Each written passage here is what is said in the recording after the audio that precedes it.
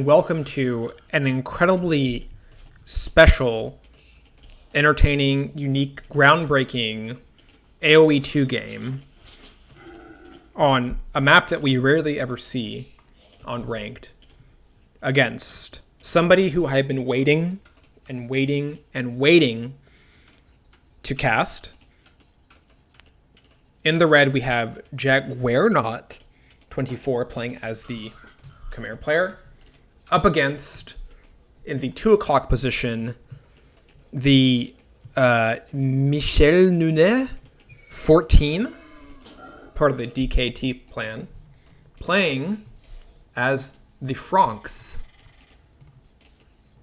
Why do I say that I've been waiting for a very, very long time to cast this red player? Is it because I know them? Is it because I've played against them? Some of you might be thinking this, but no. It may be because of their unique boar style. It may be because of their unique house placement. It may be because of their bumping and grinding on the wood line. But no. The reason I'm casting this player, who, by the way, side story, I've been going a few times on the public ranked AoE 2 games and looking for any games that this player might have played. So it's been a long time coming. But I'm casting them because of their, what some might say, groundbreaking, some might say genre bending, or even genre defining game style. And I've just been waiting for a long time to analyze it, see it, learn from it, experience it. And yeah, that's about it. And so finally I kind of give an opportunity to cast this player. And it's kind of good that we see them on a pretty typical like Arabia tournament map and get to just see what they're all about. So I think 2 players who are playing maybe some very typical, excuse me, just had a little coffee so the burpees are coming up, but typical maybe Arabia civs. As red forgets a little bit to click up to feudal at this point. We got 500 feudal anytime now. We're up to, okay, there we go. Feudal timing coming in for Jaggernaut, maybe like 40 seconds behind blue, but nothing insurmountable. Nothing crazy really going on from either players, except that something I always see kind of like from players who are playing at this ELO background. There used to be something in Capture Age, and I can't actually decide when it does it automatically and when it does it not automatically, but they used to show the ELO of the 2 players up here. And I'm not 100% sure exactly what the ELO of either players are, but I think it's like the lower 900 range, which, by the way, no shade to lower 900 players, but that's what we're talking about here. But anyway, around that time is like if you're not pushing deer, it's good to have your scouts like on the move, which we see red is able to actually get sight of our blue player as they click up to feudal. Production upgrade coming in from the player as they go all the way to the other side of the map in order to find where the opponent's TC is. I actually tend to find that like if players are on one side of the map and like near a corner, they tend to like go all the way to the other corner because that's where they think like the TC is. But something you should always keep in mind of in Arabia is that like if you see gold patches around the map, that's a big hint your opponent might actually be there. So I try to use that as a rule of thumb. Something I learned from Daddy Hera, if you guys watch his YouTube. So a little bit of walling up coming in here from both players. Maybe a non-controversial stable coming in here from blue. After all, they are playing the Franc player. House walls, love to see that. Wood line popping off.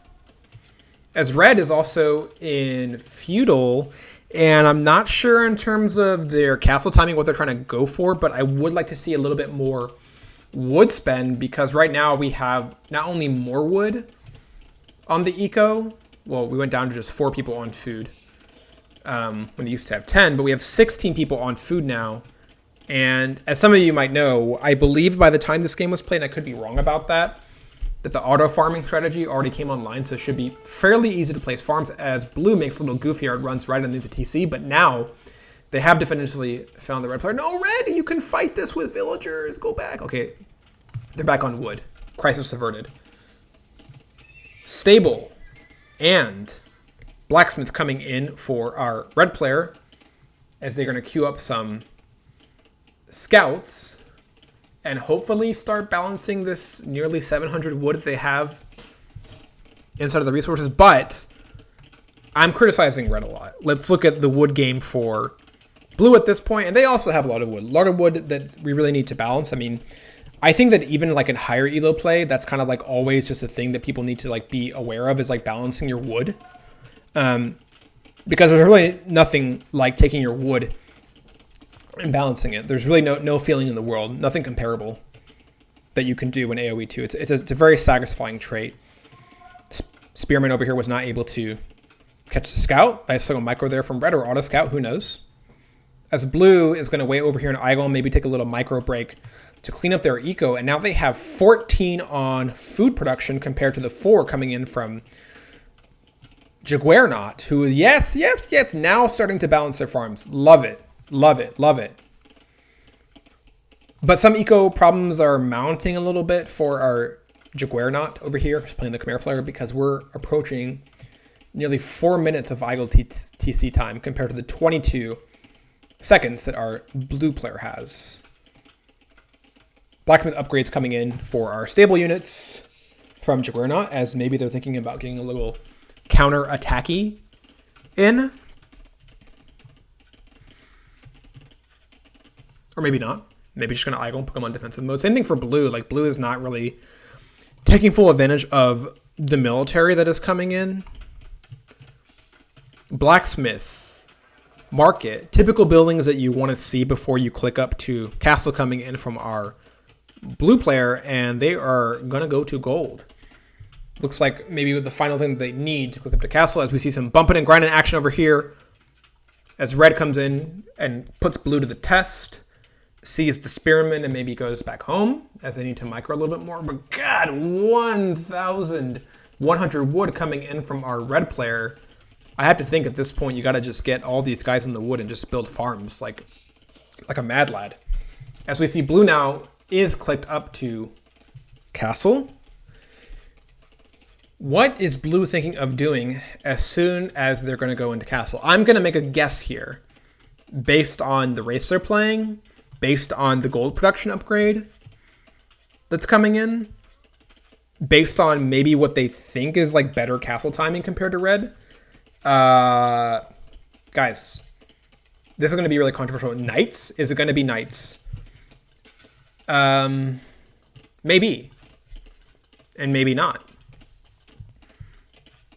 We have some timing problems that are mounting here for our Jagguernaut player, as hey, skill, Barding Armor comes in for our blue player, because we really got to get rid of this wood. I would like to even see a market coming in from red and just dumping all of that wood on the market, selling the wood to the highest bidder. As we see a new building coming in here from blue, and look at this. A stable as red counterattacks and starts hitting the house with 2 scouts, which means that blue should be calling the GG any moment. Attack upgrade also coming in for the what are probably going to be knights coming out from blue. More attack and licks coming here from red on this back house. By the way, I do dunk on the house attack a lot, but it is always good to let your opponent like psychologically know that you're there.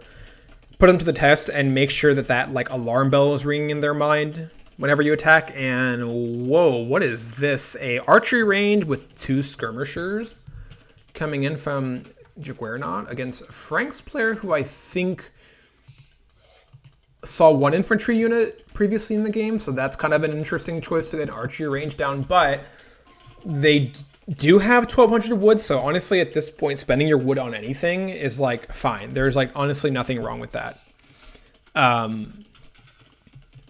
Could be a little more efficient on the gold collection on the left-hand side, but there we go. Take the inefficient gold person to get a market, which is also great for castle, and a second stable, which is also good. Speaking of castle timing, we do have 2 knights already on the field from blue. Soon to be 4, and a second TC coming in. So equal problems in terms of like difference kind of mounting for Jagguernaut as we're approaching nearly 7 minutes of TC idle time, but Not insurmountable problems. Like, I think if you wall up here a little bit and close this up, I think it could be fine, as red is able to click up to castle at this point, and they should, and they need it, and they got to, as the red army is now going to be trickling in from the right-hand side. And we'll see what happens at this point, what kind of defense we're going to go up. I mean, 3 scrums is not going to do the trick. Now there are 3 scouts. I think this is going to be a GG called probably pretty soon from jagguernaut, and there we go. So, interesting play style, interesting game. I think, you know, obviously the big issues from red here is castle timing. I like the legal house attack. I like the keeping your opponent on edge. I don't like the wood game coming in here from a red player, but as I said, not insurmountable problems. Just got to spend it on buildings, spend it on farms, spend it on something else. But you got to dump it, even use it at the market. So this is a player that we're going to be following their career with great interest, and we'll be back with another cast. And the next time, I guarantee you, it will be a W.